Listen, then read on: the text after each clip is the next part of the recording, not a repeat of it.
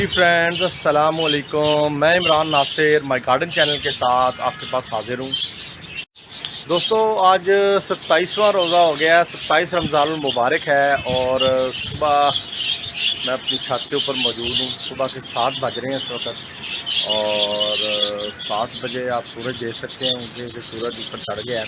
आज मैं आपको बेल पेपर्स के बारे में बताऊंगा कि जो बेल पेपर्स का पौधा होता है उसकी केयर कैसे करते हैं, उसकी ग्रोथ कैसे करते हैं, उसको कंटेनर में आपने कैसे उगाना है, उसके सीडलिंग टाइम कितना है, उसका हार्वेस्टिंग टाइम कितना है। तो ये सारी इन्फॉर्मेशन जो है वो मैं आज आपको दूंगा। तो एंड तक मेरे साथ वीडियो पे बने रहें और मेरी वीडियो को देखें। तो फ्रेंड्स, वीडियो शुरू करने से पहले एज़ यूजुअल हम अपना इंट्रो शुरू करते हैं। इंट्रो देखें और इंट्रो देखने के बाद फिर आपसे मुलाकात करते हैं।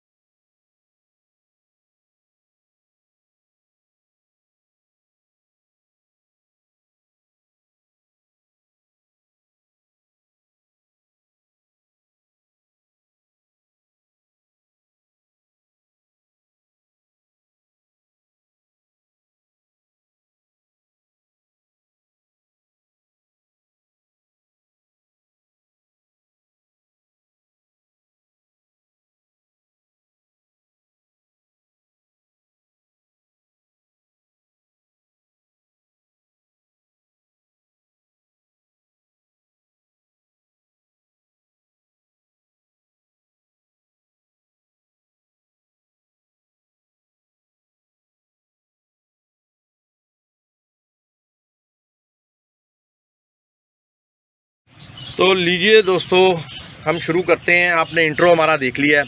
अब आप इस वक्त मेरा बेल पेपर का प्लांट देख रहे होंगे कि जो मैंने कंटेनर के क्रेट के अंदर उगाया हुआ है। और जिस तरह आप गौर से देखें तो ये बेल पेपर्स 2 लगी हुई हैं इसके ऊपर, और ये देखा आपने। तो चलें दोस्तों, मैं आपको बताता हूँ कि हमने बेल पेपर्स की सीडलिंग की थी और सीडलिंग के तकरीबन कोई 60 दिन के बाद हमने इसको ट्रांसप्लांट किया था। इसको हमने ट्रांसप्लांट किया था जनवरी के एंड में जाके। तो जनवरी से लेके फरवरी, मार्च और अप्रैल तकरीबन कोई 90 दिन इसके हो चुके हुए हैं। और 90 डेज़ के बाद आप ये देख सकते हैं इसकी ट्रांसप्लांटिंग के बाद 90 डेज़ हो चुके हुए हैं। और इस वक्त मेरे प्लांट की ये पोजीशन आप देख सकते हैं और ये पूरा क्रेट है जिसके अंदर मैंने इसको लगाया हुआ है। इस चीज़ का आपने ख्याल रखना है कि जब आपने कंटेनर गार्डनिंग करनी है तो कंटेनर गार्डनिंग का जो सबसे पहला असूल है उसमें यह है कि जो आपकी मिट्टी होती है वो बड़ी वेल ड्रेन्ड होनी चाहिए, बड़ी रिच सॉइल होनी चाहिए, उसमें न्यूट्रिएंट्स वगैरह सारे पूरे होने चाहिए। ठीक है, ये हमारा पहला असूल है। उसके बाद आपने जो बी प्लांट उसमें प्लांट करना है वो आप उसमें प्लांट कर सकते हैं। अब हम बात करेंगे कि हमारा जो बेल पेपर है उसको जगह कितनी रिक्वायर्ड होती है। तो आप जो बेल पेपर है उसको कम से कम 12 इंच का जो पॉट होता है वो आप लाजमी इसके लिए लें। इसकी जड़ें काफ़ी फैलती हैं और ये अपनी छड़ों को बहुत फैलाता है, तो इसलिए इसके लिए जो कंटेनर है वो बड़ा होना चाहिए। तो मैंने इसीलिए अपने इस एक कंटेनर के अंदर, मैं आपको ये दिखा सकूँ, तो एक क्रेट के अंदर मैंने सिर्फ एक पौधा ये लगाया हुआ है। तो दोस्तों, आपने सीडलिंग करनी है और सीडलिंग करने के बाद जिस वक्त आपका जो पौधा है वो इतना बड़ा हो जाए कि उसके ऊपर 3 से 4 पत्ते निकलने शुरू हो जाएं, तो उस वक्त आप उस पौधे को जो है वो ट्रांसप्लांट करें। देखें, मैं आपको दिखाने के लिए ये दिखा रहा हूँ। ये मेरा तार का पौधा है, मैंने सीडलिंग की हुई थी। ये देखें आप, इसके अंदर जो इसके पत्ते हैं वो 3 से 4 पत्ते निकल चुके हैं। अब ये ट्रांसप्लांटिंग के लिए तैयार है। तो इस तरह आपका जो पौधा जब इसके 3 से 4 पत्ते निकल आए तो आप उसको इजीली ट्रांसप्लांट कर सकते हैं। ट्रांसप्लांट करने के लिए आपने एक चीज़ का बहुत ख्याल रखना है कि एक तो आप उसको इवनिंग के अंदर ट्रांसप्लांट करें ताकि वो शॉक से बच सके। जो सूरज की गर्मी होती है और वो उसको जो है वो पौधे को ख़राब करती है, इस चीज़ का आपने बहुत ख्याल करना है।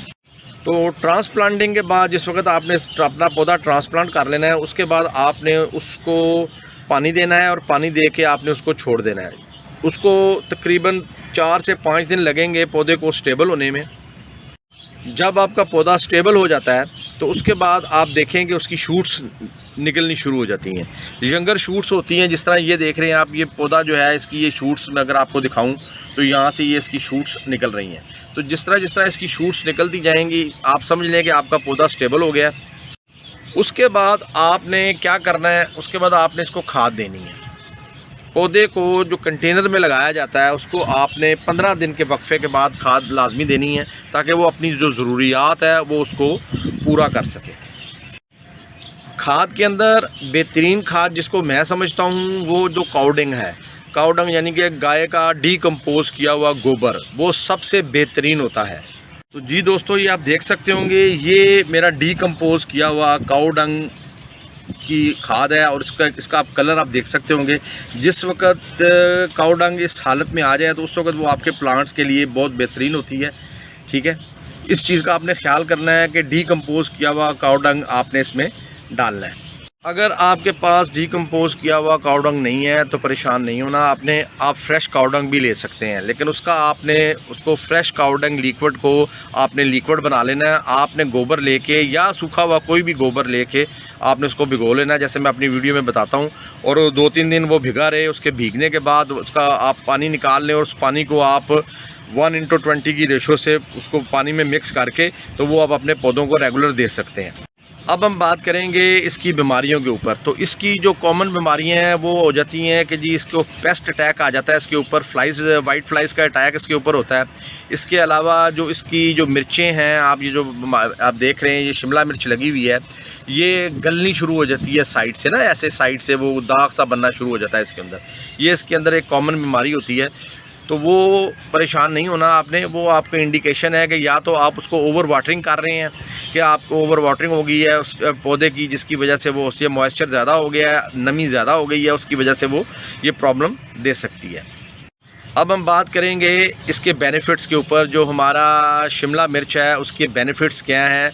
कैप्सिकम इसको कहते हैं और शिमला मिर्च उस बेल पेपर भी इसको कहते हैं, और काफ़ी सारे इसके नाम हैं। बेनिफिट्स, ये रिच न्यूट्रिएंट्स की मालक होती है। और इसमें आपने एक चीज़ का बड़ा ख्याल रखना है कि मैं आपको पहले बताने लगा था लेकिन मेरे जहन में से निकल गई थी, मैंने कहा मेरे जहन में आ गई है। तो चले हम वापस अपने बेनिफिट्स के ऊपर आते हैं। ये विटामिन ए का सोर्स है, विटामिन सी का सोर्स है, B6 और B12 का सोर्स है। रिच न्यूट्रिएंट्स इसके अंदर पाए जाते हैं, ये सारे अच्छी खासी मकदार के अंदर। इसको आप सैलड में भी यूज़ कर सकते हैं, ज़्यादातर लोग सैलड में भी यूज़ करते हैं। यहाँ पाकिस्तान के अंदर ज़्यादातर लोग इसको पका के भी इस्तेमाल करते हैं, लेकिन इससे सही मुफीद यानी कि फ़ायदा लेने के लिए इसको आप अगर कच्चा खाएं, जिससे आप सैलड में इस्तेमाल करके खाएं, तो वो आपके लिए ज़्यादा बेनिफिशियल है, उससे आपको ज़्यादा न्यूट्रिएंट्स इसके मिलेंगे। अब हम बात करेंगे इसके हार्वेस्टिंग टाइम के ऊपर। तो सीडलिंग से लेकर इसके हार्वेस्टिंग तक जो टाइम है वो तकरीबन 100 डेज़ का होता है, 110 डेज़ भी हो सकता है। तो 110 डेज़ के अंदर सीडलिंग से लेके ये अपना इसका हार्वेस्टिंग टाइम है, जितनी देर में इसका ये फल तैयार हो जाता है। इसका फल जो है वो आप ले सकते हैं साल के अंदर 2 दफ़ा, स्प्रिंग सीज़न में भी ले सकते हैं और सर्दियों में भी आप ले सकते हैं, विंटर में भी। ठीक है जी, जो शुरू का जो स्प्रिंग सीज़न है उसमें आप चले जाएंगे तो आपका जो पीरियड आ जाता है जून जुलाई का, उसमें आपको ये अपना इसका फ्रूट मिल जाएगा। क्योंकि ये मेरी सीडलिंग मैंने बहुत जल्दी कर दी थी सर्दियों के अंदर, तो इसलिए अभी ये मुझे फ्रूट दे रही है, लेकिन मेरा टाइम पीरियड जो है वो तकरीबन कंप्लीट हो चुका हुआ है। दूसरा सीज़न जो इसका आता है वो अक्टूबर, नवंबर और दिसंबर, उसमें भी आप जो है इससे फल ले सकते हैं। तीसरी चीज़ ये है जी, इसकी जो रिक्वायर्ड सनलाइट है, ये फुल सनलाइट को ज़्यादा पसंद करता है। कोई भी फलदार पौधा हो या सब्ज़ी वाला पौधा हो तो उसको फुल सनलाइट रिक्वायर्ड होती है। जब उसको आप फुल सनलाइट यानी कि 6 से 7 घंटे की सनलाइट प्रोवाइड करेंगे तो वो अच्छा फ्रूट आपको देगा। हमेशा इसको ऐसी जगह पर प्लांट करें जहाँ पे इसको फुल सनलाइट मिल सकती हो। अगर हम इसकी वाटरिंग की बात करें तो इसको आपने पानी उस वक्त देना है जिस वक्त आप देखें कि इसकी सरफेस जो है ऊपर से ये जो मिट्टी है, आप ये देख सकते होंगे कि मेरी मिट्टी इस वक्त आपको मॉइस्ट लग रही है, तो ये मॉइस्ट मिट्टी होनी चाहिए। अगर ये ड्राई हो जाए, ड्राई होती नज़र आपको आए, तो आपने इसको पानी दे देना है इस चीज़ को। लेकिन पानी आपने ख्याल करना है कि अगर आपने कंटेनर गार्डनिंग करनी है तो पानी आपने बड़े हिसाब से देना है कि कहीं ओवर वाटरिंग ना हो जाए।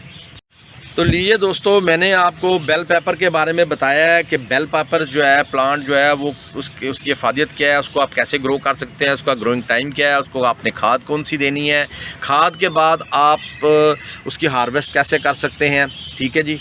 तो काफ़ी सारी इन्फॉर्मेशन जो मैंने बेल पेपर के मुतालिक थी वो मैंने आपको दे दिया है कि आप अगर अपनी छत के ऊपर कंटेनर गार्डनिंग कर रहे हैं तो उसमें अगर आपने पौधा अपना उगाना है तो उसके लिए मिट्टी कैसी होनी चाहिए, इस वीडियो में मैंने डिटेल से इस चीज़ का जिक्र कर दिया है। उम्मीद करता हूँ कि इंशाल्लाह ताला आपको ये वीडियो अच्छी लगी होगी।